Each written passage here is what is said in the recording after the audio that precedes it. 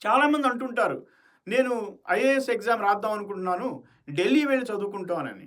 లేకపోతే హైదరాబాద్ ఎళ్లి చదువుకుంటాను అని. మంచిదే. ఢిల్లీ వెళ్ళినా, హైదరాబాద్ ఎళ్ళినా దానివల్ల మీకు లాభం ఏముంటుందంటే, ఈ పరీక్ష రాసేవాళ్ళు చాలామంది మీకు అక్కడ పరిచయం అవుతారు. మీరందరూ కలిసి బృందాలుగా ఏర్పడి మీరు చదువుకోవచ్చు. కానీ మీరు ఖమ్మంలో ఉన్నా, ఆముదాల వలసలో ఉన్నా, అమలాపురంలో ఉన్నా, సత్తుపల్లిలో ఉన్నా, మీరు ఎక్కడున్నా సరే, మీ డిగ్రీ మీరు చేస్తూ, మీరు న్యూస్ పేపర్ చదువుతూ, చక్కగా ఈ ఎగ్జామినేషన్ గురించి అవగాహన పెంచుకొని, సిలబస్ డౌన్‌లోడ్ చేసుకొని, మీరు అక్కడి నుంచి కూడా మీరు తప్పకుండా ప్రిపేర్ అవ్వచ్చు. కానీ హైదరాబాద్ వచ్చి ఏదో ఒక మంచి కాలేజీలో చేరి సివిల్స్‌లో ప్రిపేర్ అవ్వటం మూలంగా మీకొచ్చే లాభం ఏంటంటే, అదే ఆశయంతో ఉన్న వేరే మిత్రులు మీకు కలుస్తారు కాబట్టి, మీరందరూ కలిసి బృందాలుగా ఏర్పడి చక్కగా చదువుకోవడానికి ఒక అవకాశం ఉంటుంది.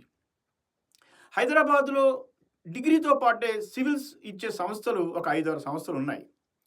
అన్నీ మంచి సంస్థలే. మంచి ఉద్దేశంతో పెట్టిన సంస్థలే.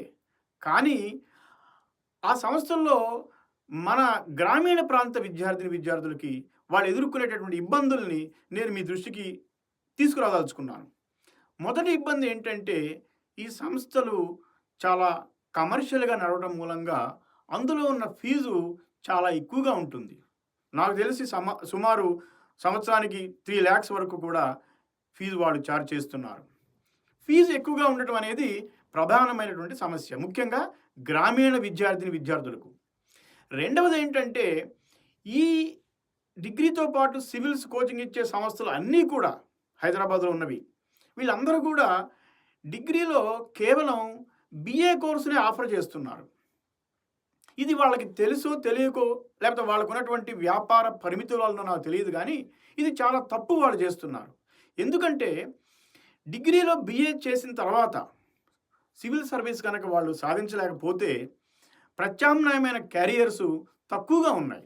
ఇది మనం అంగీకరించాల్సిందే. అదే మీకు నచ్చిన కోర్సు కామర్స్ గానీ, సైన్స్ గానీ, కంప్యూటర్ సైన్స్ గానీ, ఇంజినీరింగ్ గానీ, మీరు ఏ కోర్స్ చేసినా మీకు నచ్చింది మీరు ఇంటర్మీడియేట్‌లో కొనసాగింపుగా మీరు చేసే కోర్సులో మీరు చేరండి.